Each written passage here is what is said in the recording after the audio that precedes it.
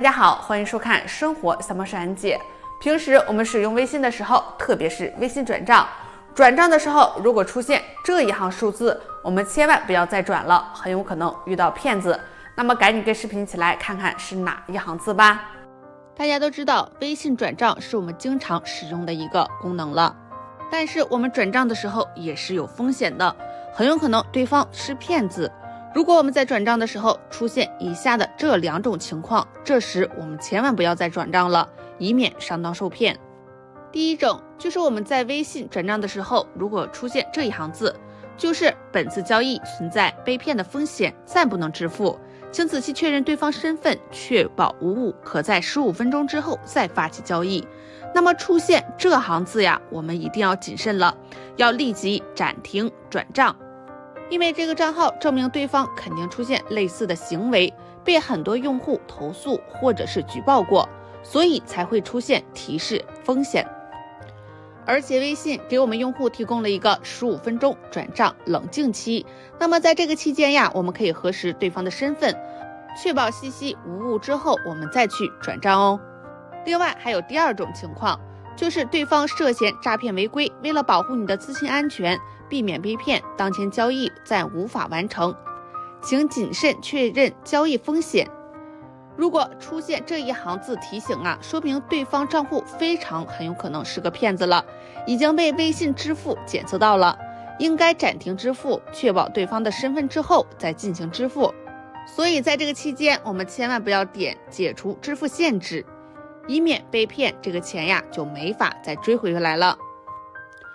我们使用的微信现在检测技术也非常高，微信支付建构了识别恶意账号和交易的安全风控系统。在我们付款的过程中，如果收款账号有异常的特征时候，微信就会根据风险的程度对我们用户进行风险提示。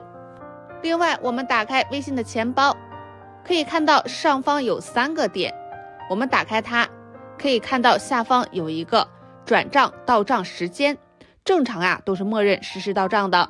我们打开之后可以看一下里面还有别的设置，可以看到有2小时到账和24小时到账。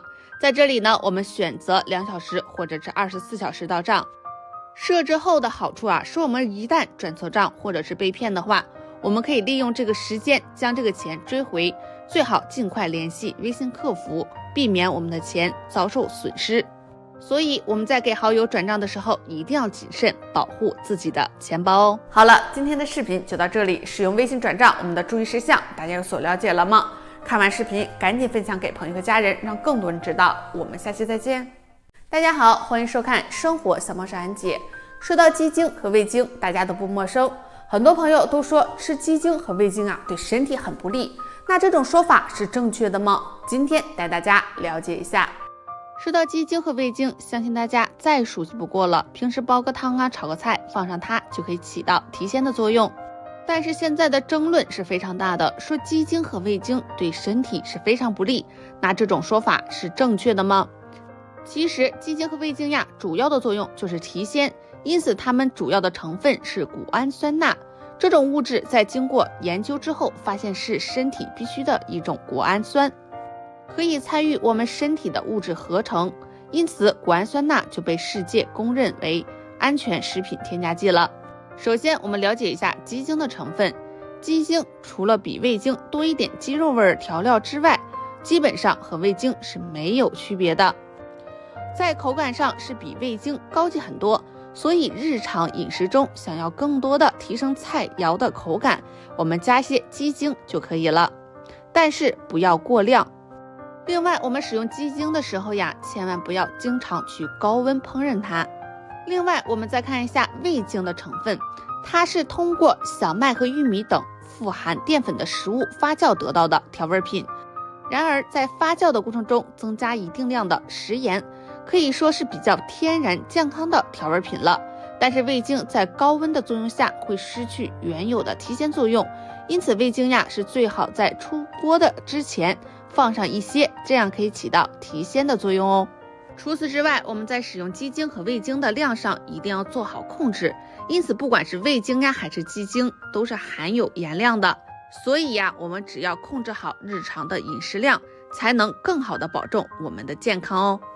好了，今天的视频就到这里。通过以上的讲解，大家了解鸡精和胃经了吗？看完视频赶紧分享给朋友和家人，让更多人知道。我们下期再见。大家好，欢迎收看生活小猫是安姐。在生活中，我们这个保温杯是每天都在使用，但是大家知道吗？我们在使用保温杯的时候，这3种水千万不要放。很多人都犯了这个错误，赶紧给视频起来看看吧。经常使用保温杯的朋友啊，都会往里面加一些温水，平常带着方便喝。但是保温杯也不是什么水都能装的，以下几种水千万不能装。第一，不宜装酸性的饮品。不锈钢因为熔点高，不会因为高温就融化而释放出不良物质，但是不锈钢最怕强酸。如果长时间装酸性比较强的饮品呀，可能会对这个不锈钢产生损伤，渗出有害物质。第二，就是不宜装牛奶。有些人呀会将这个热牛奶装在保温杯里面，但是这个做法会让牛奶中的微生物在室温的环境下迅速繁殖，腐败造成腹泻、腹痛。因此牛奶在高温的环境下，酸性物质会让保温杯内壁发生化学反应，影响人健康，所以千万不要再放牛奶了。第三，不宜泡茶。茶叶中含有大量的单宁酸、茶碱和多种维生素，最好用80度左右的水冲泡，而保温瓶会让茶叶长时间温泡在这个高温恒温的水中，就像用温水煮一般。如果长时间浸泡的话，可能会释放出重金属物质，茶叶中的维生素也会被破坏。好了，今天的视频就到这里。使用保温杯的小常识，大家有所了解了吗？看完视频赶紧分享给朋友和家人，让更多人知道。我们下期再见。大家好，欢迎收看生活小猫是安姐。相信很多朋友都会有1张到几张的银行卡，那么这个银行卡如果不使用了又不注销，会有什么样的后果呢？很多人到现在都不了解，赶紧给视频起来看看吧。有些朋友可能还不知道，银行卡长时间没有使用又不去注销会有什么样的影响。其实还是会有一定的影响。一般银行分有2种卡类，一类是储蓄卡，另一类是信用卡。那么办这2种卡会不会有不同的影响呢？下面就带大家了解一下。如果我们办理的是储蓄卡或者是借记卡，长时间没有使用的话，是对我们不会造成不良的影响。即使银行卡里面没有余额，银行也不会出现扣款的情况。如果长时间没有使用的话，银行卡就会有可能会自动注销。如果银行卡没有自动注销，那么就需要持卡人去银行自己去注销了。那么如果我们办理的是信用卡，长时间没有使用，那么信用卡每1年的年费是需要缴纳的。如果每年的年费都没有办法去缴纳，那么就会产生逾期，最后导致我们征信受到影响，也会影响到我们以后的生活。所以说，长时间不使用的银行卡就会变成沉睡卡，而且它会给我们生活造成一定的风险。那么风险1呢，就是影响我们个人征信。大家都知道，如果征信出了问题，那么我们去银行贷款也会受到阻碍。所以一些长时间不使用的银行卡最好要注销掉，以免影响个人信用。另外，一些没有用的卡，如果长时间不注销，我们在同一家银行再办理新卡的话，那就无法去办理了，因为个人的银行卡已经超出卡数，所以长时间不使用的银行卡最好去注销。第3就是沉睡卡呀，会增加盗刷的风险。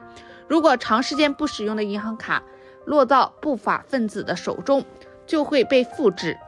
如果被坏人利用了，那对我们生活会带来没有必要的麻烦。所以最后提醒大家，没有用的银行卡一定要去银行注销了。